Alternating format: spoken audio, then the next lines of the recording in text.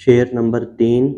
محرم بھی ہے ایسا ہی جیسا کہ ہے نامحرم، کچھ کہہ نہ سکا جس پر یاں بید کھلا تیرا۔ محرم سے مراد جاننے والا یا واقف، نامحرم سے مراد نہ جاننے والا یا نا واقف جسے آپ نہ جانتے ہوں۔ یاں سے مراد یہاں، دنیا، بھید، راز، کھلا، ظاہر ہونا، عیاں ہونا۔ حوالہ شعر، نظم کا نام حمد، شاعر کا نام مولانا الطاف حسین حالی۔ مفہوم: اللہ تعالیٰ کو جاننے والا بھی ایسا ہی ہے جیسا کہ نہ جاننے والا۔ یہاں جس پر بھی تیرا راز کھلا وہ بھی کچھ بیان کرنے سے عاجز ہے۔ تشریح: درج بالا شعر میں شاعر بیان کرتے ہیں کہ اللہ نے انسان کو آنکھ، کان اور دماغ جیسی بے شمار نعمتوں سے نوازا ہے، جن کی بدولت انسان قدرت کی کرشمہ گری کے ان گنت نمونے جیسا کہ سورج، چاند، ستارے، پہاڑ اور سمندر وغیرہ اپنی آنکھوں سے دیکھ رہا ہے اور اللہ کی عظمت کا اقرار کر رہا ہے، مگر پھر بھی ایسے ہی ہے جیسا کہ کچھ نہ جاننے والوں میں شامل ہے۔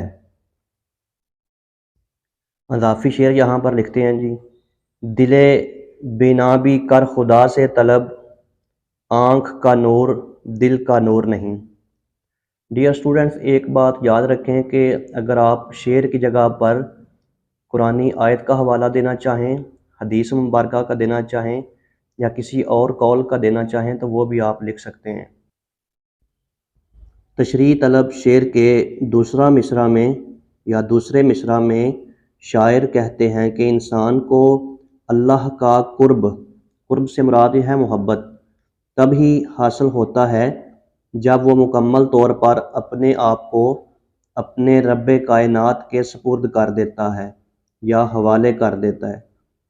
پھر ایک وقت ایسا آتا ہے کہ اللہ اپنے بندے کو اپنی قربت کسی قدر نصیب فرما دیتا ہے، لیکن وہ اس کیفیت کو بیان نہیں کر پاتا۔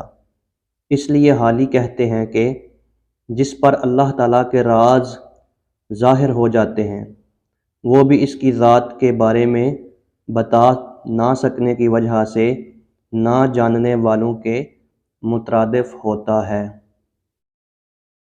شعر نمبر 4۔ جچتا نہیں نظروں میں یاں خلت سلطانی، کملی میں مگن اپنی رہتا ہے گدا تیرا۔ جچتا نہیں، اچھا نہیں لگنا۔ یاں، یہاں مراد دنیا۔ خلت سلطانی، بادشاہی لباس۔ کملی، درویشانہ لباس۔ مگن، مصروف۔ گدا، فقیر۔ حوالہ شعر، نظم کا نام حمد، شاعر کا نام مولانا الطاف حسین حالی۔ یہاں پر شاعر کا نام پہلے لکھا جا چکا ہے، لیکن آپ نے پہلے والی ترتیب اپنی یاد رکھنی ہے کہ نظم کا نام پہلے لکھنا ہے اور شاعر کا نام بعد میں لکھنا ہے۔ مفہوم: جس کو دنیا میں اللہ پاک کی محبت نصیب ہو جائے اسے بادشاہی لباس میں کوئی دلچسپی نظر نہیں آتی، وہ اپنے درویشانہ لباس میں بھی خوش اور مصروف رہتا ہے۔ تشریح: اس شعر میں شاعر مولانا الطاف حسین حالی عرض کرتے ہیں کہ جس شخص کو اس دنیا میں اللہ کی قربت مل جائے تو اس کی نظروں میں دنیاوی مال و دولت کی کوئی حیثیت نہیں رہتی، اور نہ ہی اس کی نظروں میں بادشاہی شان و شوکت اور شاہی لباس کی کوئی وقت باقی رہتی ہے۔